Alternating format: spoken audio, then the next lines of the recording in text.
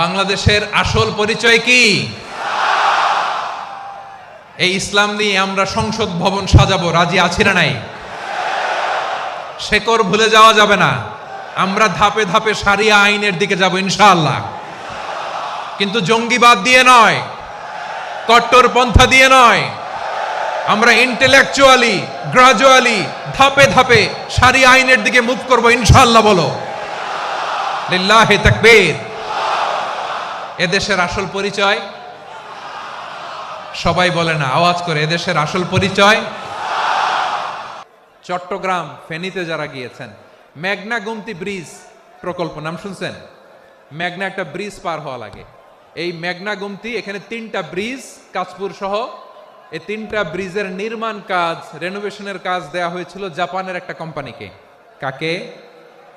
জাপানের কোম্পানি। নির্মাণ শেষে 738 কোটি টাকা বেঁচে গেছিল, এটা গভর্নমেন্টের হাতে দিয়ে তারা বিদায় নিয়েছে। কত টাকা? 738 কোটি টাকা। যত প্রাক্কলিত ব্যয় নির্ধারণ করা হয়েছে, সব টাকা সরকার, তৎকালীন সরকার 2019-এর সরকার, কারা ছিল তো জানেন? এই 2019-এর সরকার তাদেরকে দিয়েছে। তারা রিনোভেশন নির্মাণ শেষে 738 কোটি টাকা অতিরিক্ত বেঁচে গেছিল, এটা আবার গভর্নমেন্টের হাতে বুঝাই দিয়ে তারা বিদায় নিচ্ছে। আমরা কেন এমন হইতে পারলাম না? জাপানের ওরাও মানুষ, আমরাও মানুষ, তার মানে মানুষে মানুষে পার্থক্য আছে না নাই? বাংলাদেশের 2টা উদাহরণ দেয়। 1 নম্বর উদাহরণ, গত সপ্তাহে আপনারা জানেন কক্সবাজার আমার একটা প্রোগ্রাম ছিল, তো হেলিকপ্টারে গিয়েছিলাম। ফেনী জেলা যখন পার হচ্ছি, আমি দেখলাম 3টা উইন্ডমিল চিনেন তো?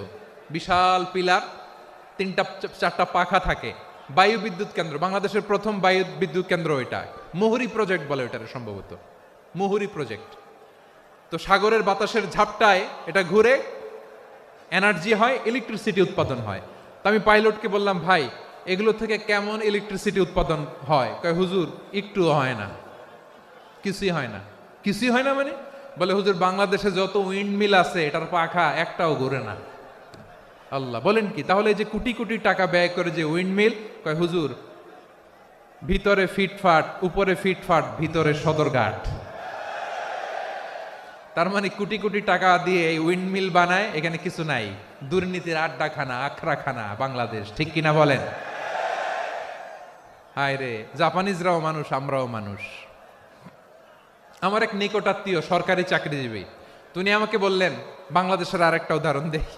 উনি আমাকে বললেন যে প্রতি বছর আমাদের অফিসের ফার্নিচার চেঞ্জ করে। আমি বললাম প্রতি বছর ফার্নিচার চেঞ্জ করে কেন? বলে যে